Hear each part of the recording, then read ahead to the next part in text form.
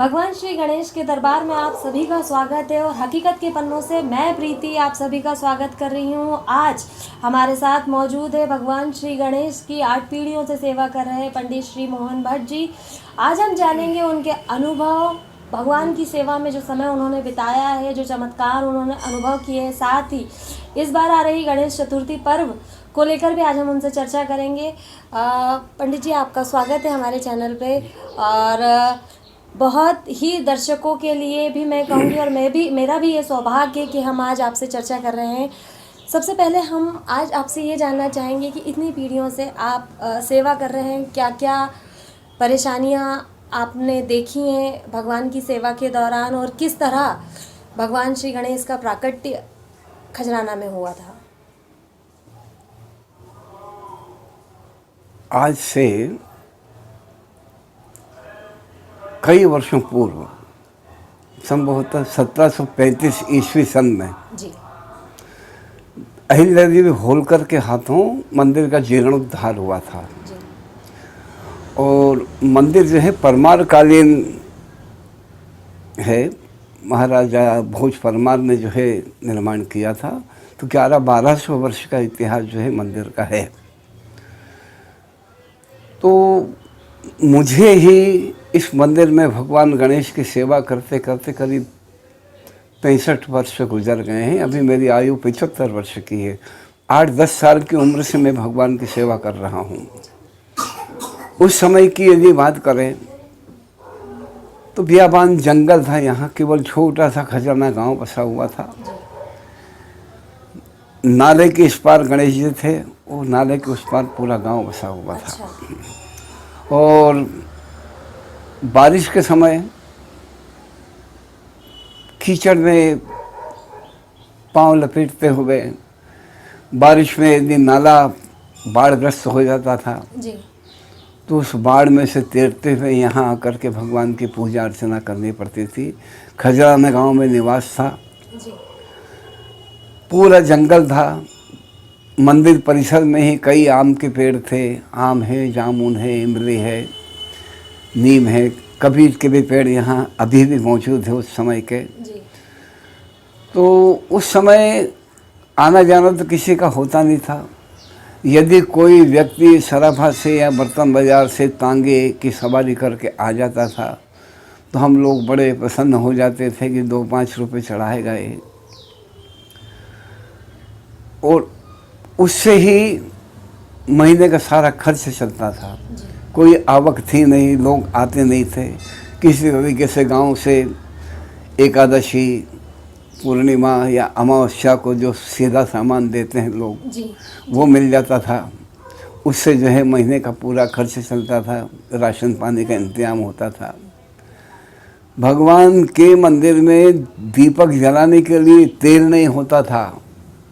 उस समय गांव के 2 घरों में बैठ कर के मैं 1-1 घंटा, आधा घंटा बैठता था, तब जा कर के पाव भर तेल मिलता था और उससे आकर के भगवान के दीपक जलाया करता था। 1 किलो चिरंजी लाने में 1 महीना भर निकालता था मैं। 4 मंदिर थे, चारों मंदिरों में थोड़े थोड़े रख कर के चिरंजी दाने भगवान को भोग लगाता था। और आज तो स्थिति ये है कि क्विंटलों से भगवान का भोग लगता है। करीब 80-85 दुकानें लड्डुओं की यहाँ पर है, जो हर दुकानदार जो है परमात्मा की, गणेश जी की कृपा से अपने परिवार का भली भांति पालन पोषण कर रहा है। रहा सवाल आस्था का, विश्वास का, तो जिसकी हृदय से परिपूर्ण प्रेम से भरा हुआ है जिसका हृदय, और वो भगवान से आकर के किसी प्रकार की मन्नत मांगता है गणेश जी से, तो उसकी मान्यता अवश्य पूरी होती है। इसमें किसी प्रकार कोई संशय नहीं है। यहाँ 1970-71 से पुराने जो मंदिर थे, जो जीर्ण हो चुके थे, जो अहिल्याबाई होलकर के हाथों से बनाए हुए थे, 70-71 से हमने फिर से जो है पुनर्निर्माण मंदिर का शुरू किया। अच्छा। और 71 के बाद में जब मंदिर का निर्माण हो चुका, रिद्धि सिद्धि की पुनर्स्थापना हुई जी और पहली बार शहर के इतिहास में 1.25 लाख लड्डुओं का भोग गणेश जी को लगाया गया था। अच्छा। और वो 1.25 लाख लड्डुओं का भोग जो लगा गणेश जी को, उसके बाद तो गणेश जी की ऐसी ख्याति हुई, ऐसी प्रसन्नता हुई गणेश जी की कि सारा शहर गणेश जी की शरण में आने के लिए आतुर हो गया। उसके बाद से गणेश जी की आस्था श्रद्धा में जो बढ़ोतरी होना शुरू हुई जी। आज जो है आप सब लोग देख रहे हैं कि मंदिर में बुधवार को रविवार को लंबी लाइन लग कर के लोग दर्शन करते हैं, भगवान का आशीर्वाद प्राप्त करते हैं। यहाँ बंधन बांधने की प्रथा है। जी। वर्षों हो गए, करीब 50 वर्ष से यहाँ जो है भगवान की मान्यता के बंधन बांधते हैं। एक बंधन व्यक्ति अपने हाथ में बंधवाता है, दूसरा मंदिर की 3 परिक्रमा करके मंदिर परिसर में कहीं भी बांध देता है, अपने मन से मान्यता भगवान को कह देता है, मन्नत पूरी हो जाती है तो स्वयं आकर के अपने हाथ से एक धागा खोलता है। कई लोगों को तुलादान करते हुए भी देखते हैं जी। कि बच्चा है, बड़ा है, बूढ़ा है, जिसकी भी कोई बीमारी से ग्रस्त है या किसी की मान्यता है कि मुझे पुत्र हो जाएगा या पुत्री हो जाएगी, संतान हो जाएगी, तो मैं उसके बराबर लड्डुओं से या किसी भी चीज़ से तोलूँगा मैं। तो यहाँ तराजू भी लगी हुई है एक बड़ी जी। उसमें जो है अपने एक साइड बच्चे को बिठा करके या किसी व्यक्ति को बिठा करके दूसरे साइड उसी के वजन के अनुपात में सामग्री रखते हैं, तोलते हैं, भगवान को अर्पण करते हैं, आ जाते हैं। रहा चमत्कारों का सवाल, तो मैंने अपने 70-75 वर्ष के जीवन में ऐसे कई चमत्कार देखे हैं जी। जो मुझे स्वयं को भी चमत्कृत किया है और आने वाले लोगों को भी चमत्कृत करते हैं। कई बार विदेशों से भी लोग आए हैं।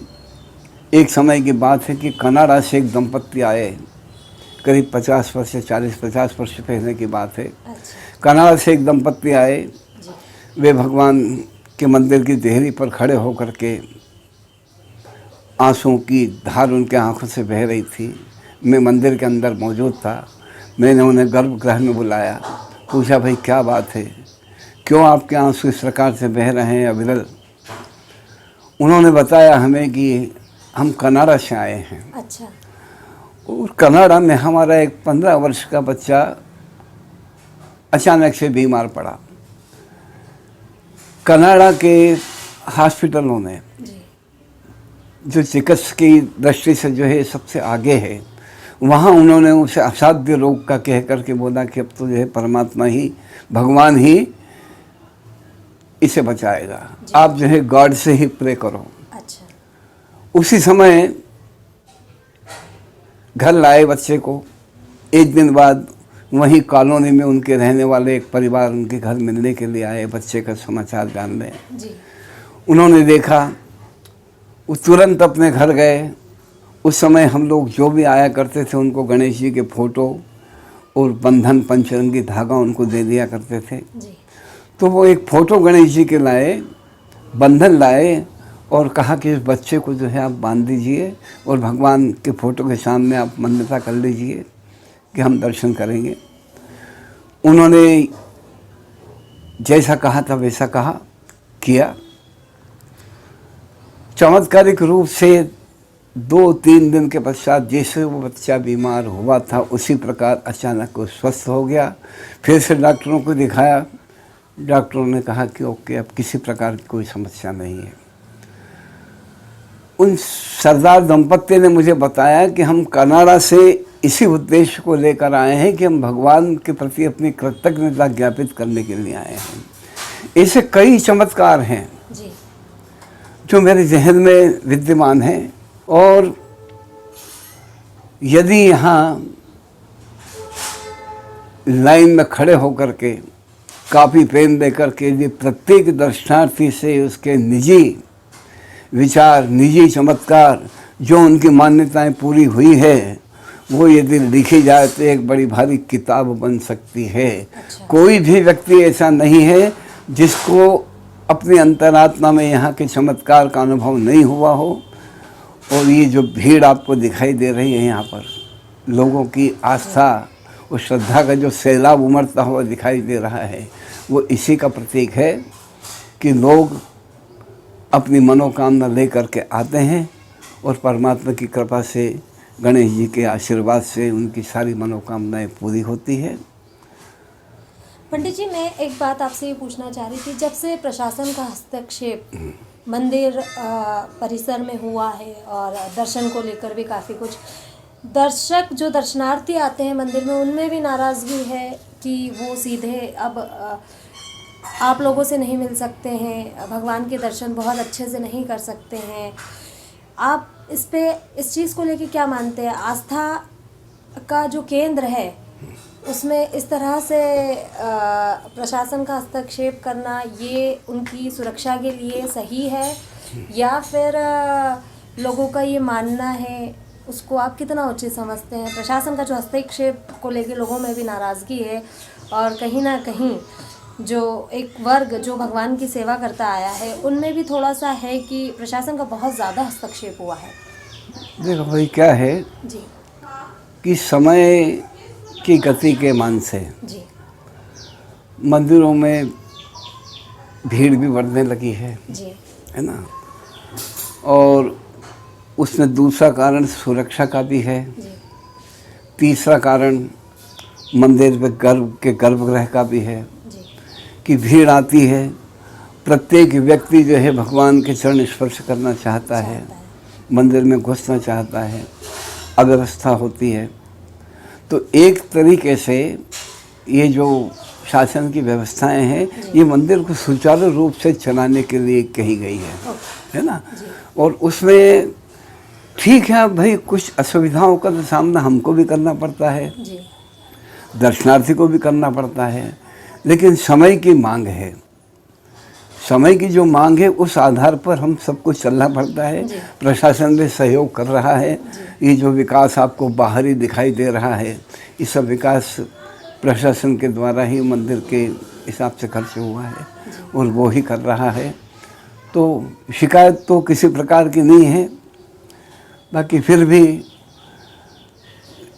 जहाँ तक लोगों की आस्था का, विश्वास का सवाल है, तो प्रशासन से भी हम यही उम्मीद करते हैं कि किसी भी प्रकार से उनकी आस्था और श्रद्धा को ठेस नहीं पहुँचे। इसी प्रकार के प्रयास प्रशासन भी करे और भगवान के दया से सब कुछ अच्छा चल रहा है, उचित तरीके से सारे समस्याओं का समाधान हो रहा है।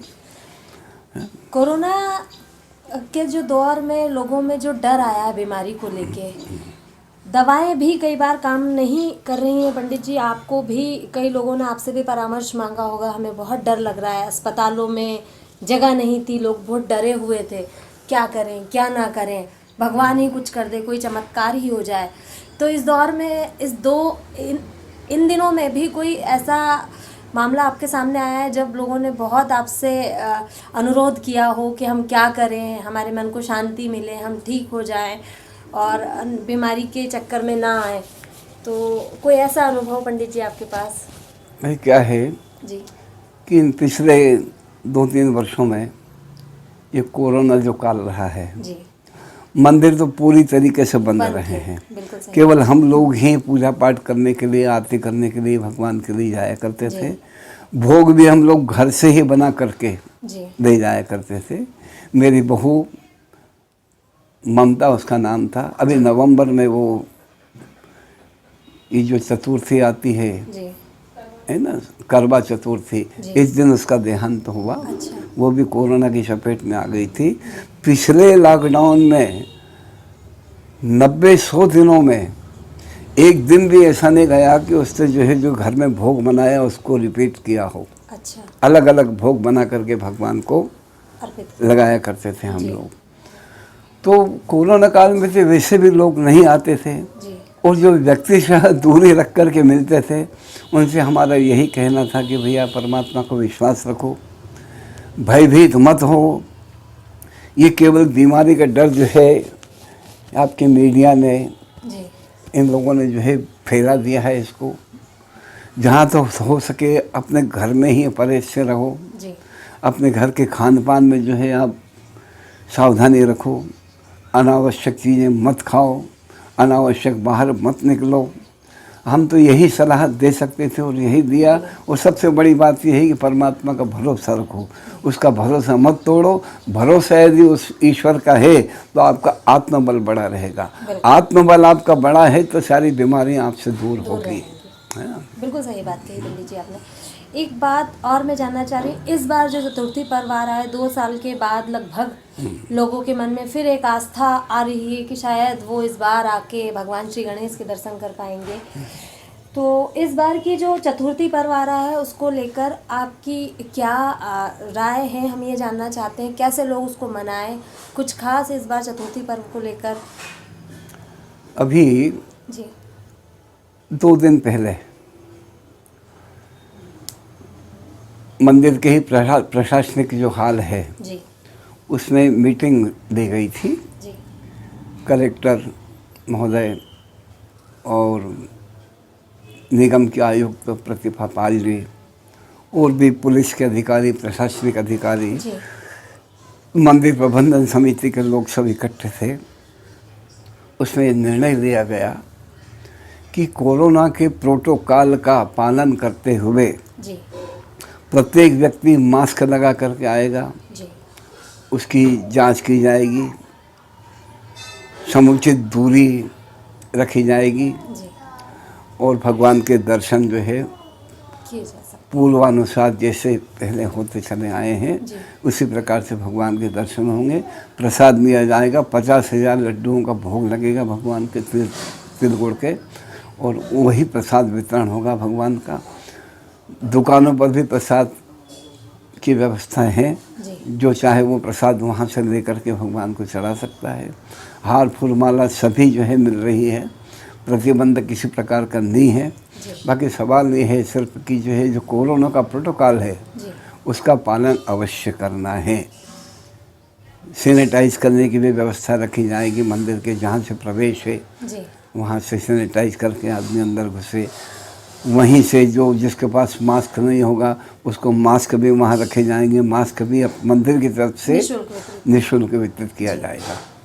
कोई खास संयोग बन रहे हैं पंडित जी इस बार चतुर्थी पर्व में जिनका लाभ लोग उठा सकते हैं? और देखो, गणेश चतुर्थी का जहाँ तक प्रश्न है जी तो गणेश जी तो वैसे ही सारे योगों के, संयोगों के जी प्रतीक है। जी उनमें किस प्रकार का प्रतीक कोई विशेष है या कुछ नहीं। गणेश जी स्वयं ही विशेष है। गणेश जी के दर्शन होना ही सबसे बड़ी बात है जी कि कम से कम दूर से हो, जी गर्भगृह में नहीं जाए, लेकिन सच्चे लगन से, सच्ची आत्मा से दूर से भी भगवान के दर्शन कर लिए जी तो जीवन सार्थक है हमारा। बिल्कुल सही बात कही पंडित जी। तो आपने आज सुना पंडित मोहन भट्ट जी को किस तरह से उनकी पीढ़ियों से वे सेवा करते आए हैं भगवान श्री गणेश की। और जब मंदिर एक गांव में हुआ करता था, बहुत ही मुश्किल उन्हें होती थी भगवान की सेवा अर्चना पूजा में। उस दौर से उन्होंने भगवान की पूजा की, कई अनुभव उन्होंने बताए हैं जो उन्होंने खुद अनुभव किए हैं, भगवान के चमत्कार भी। किस तरह से आप आस्था रख के मन में आत्मबल बढ़ा सकते हैं, ये बात उन्होंने बहुत ही अच्छे से आप लोगों को समझाई है। आस्था मन में होनी चाहिए जो आपके आत्मबल को मजबूत करती है, जो आप में सकारात्मकता लाती है। दोस्तों, बहुत ज़रूरी है आप पंडित जी की बातों को समझें। अगर आप मंदिर तक नहीं पहुंच पा रहे हैं तो आप भगवान के दर्शन अपने घर से ही अपनी आंखें बंद करके अपने मन से कीजिए और उनसे प्रार्थना कीजिए। यही प्रार्थना आपको भगवान तक पहुंचाएगी। और पंडित जी की सारी बातों को मानिए, उन्हें सुनिए, समझिए, भगवान के चमत्कार जो उन्होंने बताए हैं उन्हें अनुभव कीजिए और देखते रहिए हकीकत की तरह।